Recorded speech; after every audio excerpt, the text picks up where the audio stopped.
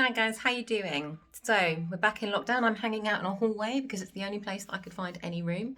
So if I'm a bit jerky and moving about, I'm really sorry. I will try and be quick. This is not going to be a full length video, but I thought I'd do something very quick on some coping strategies to get through the next few days and the next week, which is going to be pretty tough. The first thing, protect your mental health at all cost, I would say. So if that means turning off the news, I've seen some headlines just tonight, including things like Boris refuses to confirm children going back before June. Boris can't confirm anything right now, and scaring yourself with what might happen in June is going to be too much for most of us. So turn it off. Same goes for stuff on social media. Now, there are some things that are obviously toxic on social media. There's some woman who has a huge influencer following in the fitness industry, which I follow quite a lot because I like fitness and exercise. And she said yesterday that fat people, obese people, were responsible for the current COVID crisis and were the reason we're all in lockdown. Dear influencer, who I won't name because you don't deserve the extra clicks, you're a dick. May your every footstep land on Lego, and your every bum wipe be made with toilet paper that feels like tissues from when we were at primary school, that was scratchy and awful and hideous, because you deserve nothing less for saying that. Ironically enough, she has some crappy fitness program that she's trying to sell. Using a COVID crisis to scare the shit out of people to sell your fitness program. What a knob. That sort of thing won't help anyone. It won't make anyone feel any better. And it's not true. There's no factual basis in it. Turn it off. But the same goes for anything on social media right now that makes you feel bad about yourself in any way. It might not be obvious that you feel bad about it either. It's anything that gives you that feeling of envy or should. Oh, I should have my house looking like that. I should be trying harder with the kids. I should be thinner. I should be working harder on my diet. Right now, the only thing you should be doing is focusing on your own and your family's core survival needs. Provided you are meeting those, everything else is gravy. That's all you can be expected to do. We're all grieving a life that we hoped we might be at least considering living right now, and none of us knows if we're going to anytime soon, and that means we simply can't be focusing on things like massive self-development programs. There will always be individuals who suddenly find that they can, but the majority of us can't, and that's okay. So if you're getting bombarded with Facebook adverts that tell you that now's the perfect time for you to change your body, or now's the perfect time for you to work out the right career path for you, now's the perfect time to learn that language you're always interested in, it's exactly the same as the previous lockdown, but probably harder. Don't listen to it. You don't have to do it.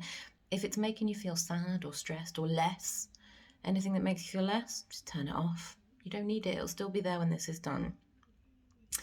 The next thing on the list, change your language. You know how I all know how I feel about language anyway, and I think this is a particularly big one.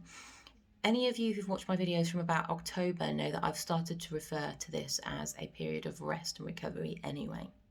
And my favourite poet in the whole world, Holly Nish, put up something earlier that really highlighted what I was trying to say in a much better way, as you might expect.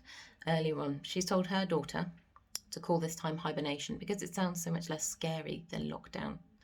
And I actually think that's a beautiful way to position it to our children and to ourselves.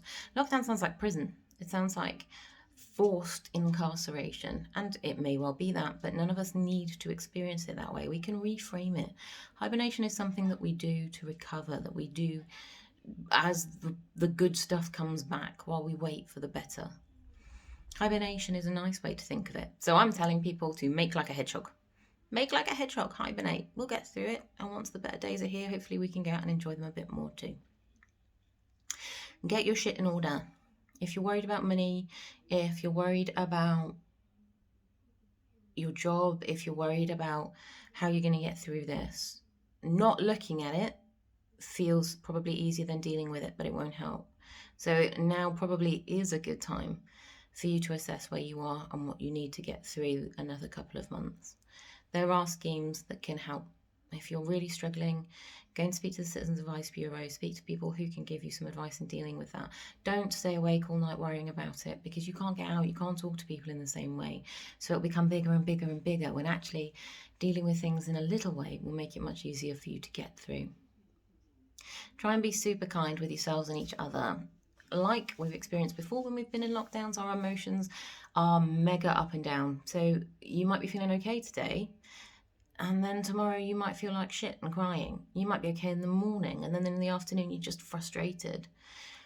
Don't be rushing at trying to teach your kids. You know, so many people that I know immediately got on it this morning. And I thought, Jesus, we got this announcement last night.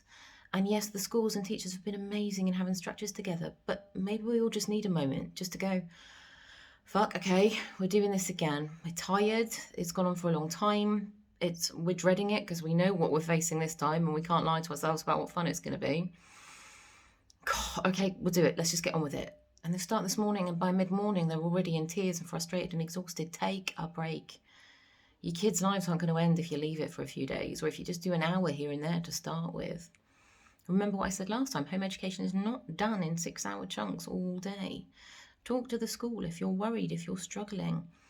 Go and let them know that you're finding it hard, and you will do what you can when you can, but your child and your mental health has to come first. You need to come through this healthy and well, and so do your family.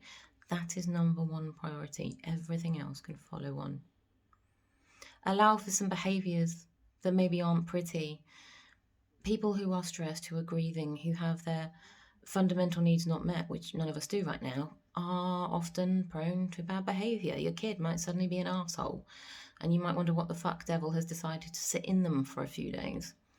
They're probably telling you that they're finding this really shit, but they're little, so they don't have the language to say, do you know, I feel really, really stressed and compromised that I have no agency right now. Instead, that looks like a door slam, and I hate you and I hate the world. It's not personal, it's communication. They're just telling you that they're finding it hard. Remember what I said before, dickhead days. We're all going to have some dickhead days. Be ready for your dickhead days. We're going to be dickheads. I'm going to be a dickhead. You're going to be a dickhead. Your kids are going to be dickheads. Your husband's going to be a dickhead. Everyone's going to be a dickhead. It's all right. It's just how it goes. We're just telling people that we're frustrated and it's hard and we don't want it there. And if someone else has been a dickhead, don't be too quick to call them a dickhead. Just take a moment, take a step back, drink some wine out of a teacup, and deal with it later on. Everyone is going to be unreasonable at times. It's just the nature of living in a house when you don't have the options that you used to cope with strategies that you used to have. We'll get there. I think that's probably about it for now. I would have liked to have been a bit funnier. Unfortunately, I'm not in a funny place today. It's just not happening for me. I'm more in a drink vast amounts of wine and cry, oh, fuck, it's January. I'm not doing that. Oh, that is another thing to do. If you had plans to do dry January or diet January or vegan or anything else that involves some arsehole form of depriving yourself of things that make you happy because somebody told you your life would be better if you did, fuck that shit off. Don't even waste your time. You're going to be miserable. You're going to think about it all the time. Just leave it. Yes, if you're drinking from morning till night, probably not a good idea. If you want to have a couple of glasses of wine, if you want to have a cake, if you want to chill out, this is an exceptional time. Do what you need to do. Sort yourselves out in terms of your emotions. Just go with what your body wants from you right now. If your body wants fish and chips, have fish and chips. If it wants a salad, enjoy a salad. If you want to go for a walk, go for a walk. If you want to sit on the sofa, sit on the sofa. Prioritize healing. Before you put something into your body, rather than depriving it, think about what it's giving to your body. If you think it's going to give you happiness, then have it. That's as valid as anything else at this point in time. Do not be getting scales out. Do not be getting tape measures. No, it's not worth it. I'll see you soon, guys.